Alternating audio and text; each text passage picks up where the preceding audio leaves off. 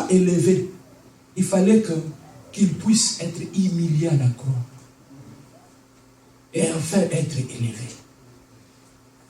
Pourquoi tu pries, tu penses que Dieu ne t'écoute pas, Yaya?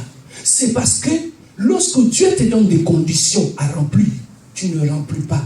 Voilà pourquoi tu penses que Dieu ne t'écoute pas, alors que Dieu t'écoute. Chaque bénédiction de Dieu, tu dois remplir des conditions. Avec la marche avec le Seigneur, c'est comme la classe. Tu réussis à l'examen, tu maîtrises bien. Tu réussis, tu passes à la classe supérieure. Tu réussis, tu passes à l'autre classe. Mais lorsque tu échoues, tu redoubles la classe.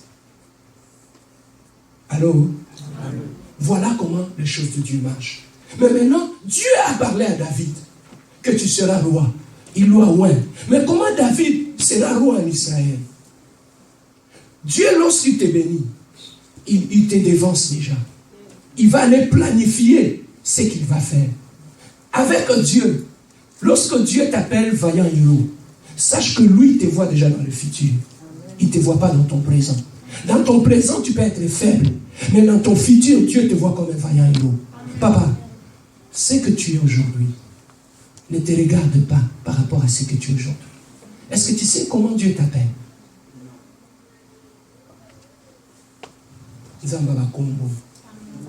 Il est un Dieu de nom. C'est lui qui a dit à Gédéon, petit, tu es petit. Mais lorsque moi je te vois, en toi je vois un vaillant héros.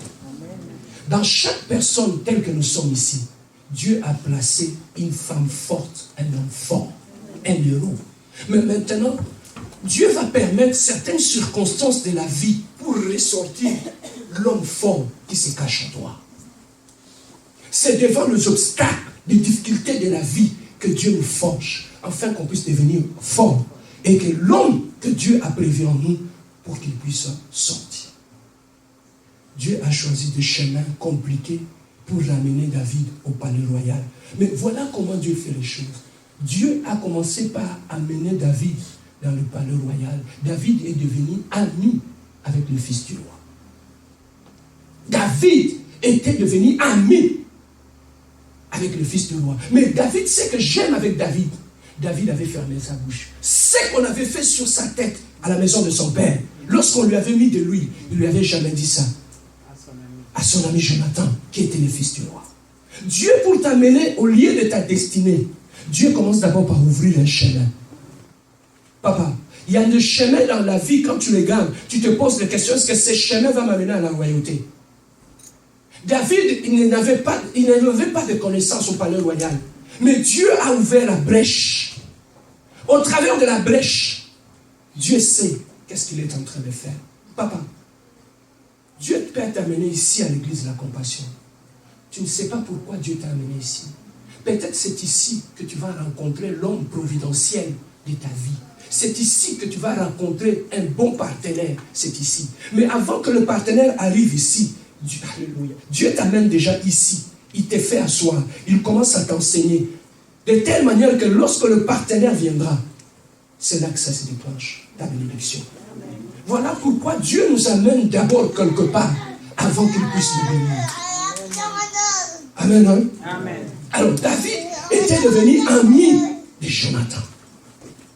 Il est devenu ami de Jonathan. Il commençait à parler avec Jonathan. Et Jonathan lui a amené dans le palais royal. Il dit David, viens. Ça c'est notre royauté. Ça c'est le palais royal. Papa, et voilà pourquoi il faut marcher dans la révélation.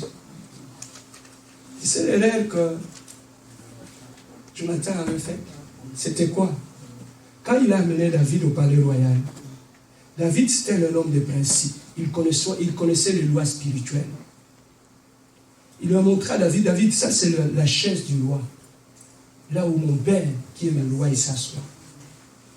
David connaissant le principe spirituel, la Bible le dit, en tout lieu, où foulera votre plante des pieds, je vous donne cet endroit. À l'autorité, je vous donne cet endroit. Et David s'est assis sur la